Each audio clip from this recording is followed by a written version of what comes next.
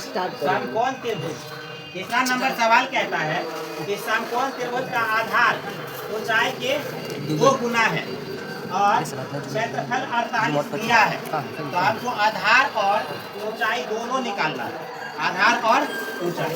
हम कहते हैं तो चलिए हम पहले मान लेते हैं। क्या कहेंगे? माना कि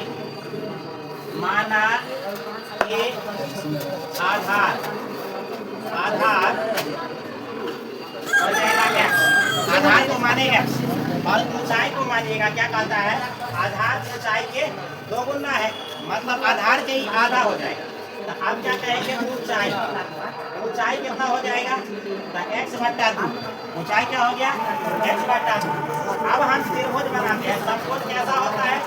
तो जिसका एक कोण 90 डिग्री का होगा, एक कोण 90 डिग्री का होगा वो समकोण होगा। समकोण हो गया, इसका नाम कुछ मान लिए एक कोण ये 90 डिग्री का हो गया। अब इसको कहेंगे आधार और इसको कहेंगे ऊंचाई। ये ऊंचाई हो गया, ठीक है। तो एक ऊंचाई और एक आधार हो गया। अब कहता है ये वाला भुजा आधार ऊंचाई से 2 गुना है, मतलब आई भुजा के ये 2 गुना है, मतलब इसका ही आधा होगा। तो इसको माने है x, तो क्या होगा? x/2 होगा। अब क्या कहता है? क्षेत्रफल निकालने के तो समकोण त्रिभुज, कौन त्रिभुज बना है? समकोण।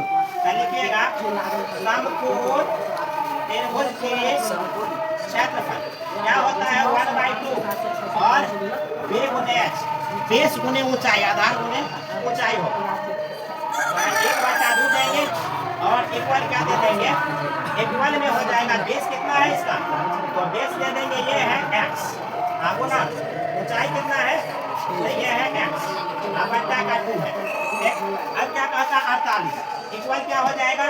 क्षेत्रफल दिया 48। अब क्या हो जाएगा? यहाँ हो जाएगा 48 इक्वल क्या हो जाएगा? x²/4। ये आई पर जाके गुना हो जाएगा, इसको गुना कर दीजिएगा या बटा 1 करके क्रॉस मल्टीप्लाई, ठीक।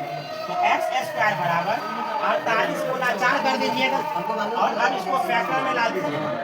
तो x² बराबर रूट अंडर में 48 का फैक्टर कीजिएगा तो क्या लिख दीजिएगा? 2 गुने 2, 4 आया गुने 2, तो कितना हो गया? 8 गुने 2, तो 16 गुने का 3, एक का गुना कर दीजिएगा 2 गुने 2। अब जो जोड़ा लग गया इसका स्क्वायर हट जाएगा, जब इसका रूट चलेगा उधर स्क्वायर हटेगा। अब जिसका जोड़ा लग गया उसको बाहर कर देंगे, ठीक। तो x बराबर क्या हो गया? 2 गुने 2 गुने 2 और बाहर का रूट में आ जाएगा 3, यानी क्या हो जाएगा? 8 रूट 3। इसका क्या हो जाएगा? 8 रूट 3। क्या निकल जाए इसका? ये क्या निकला है?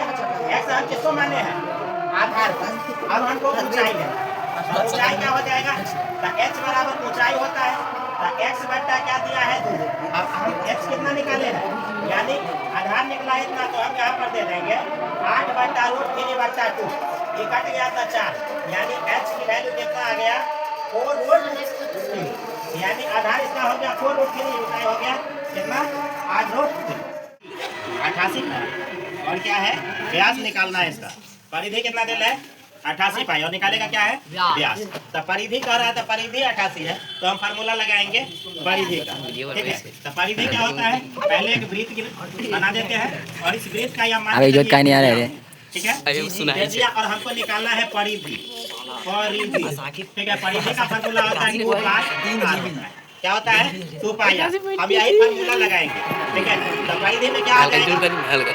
यहाँ लिखेंगे 2 पाई r और बराबर कितना हो जाएगा? दिया है 88 पाई, तो यहाँ लिखेंगे 88 पाई को। अब देखिए ये पाई से ये पाई को काट दीजिए, कट गया। अब क्या हो जाएगा? यहाँ 2r बराबर कितना हो गया? 88, ठीक है। अब एकरा काट दीजिएगा एकरा से, तो कितना हो गया? 44। अब r बराबर कितना हो गया? 44। अब r का वैल्यू लीजिएगा, r का वैल्यू इसमें निकालिएगा तो r का वैल्यू 44 हो गया। कितना हो गया? 44।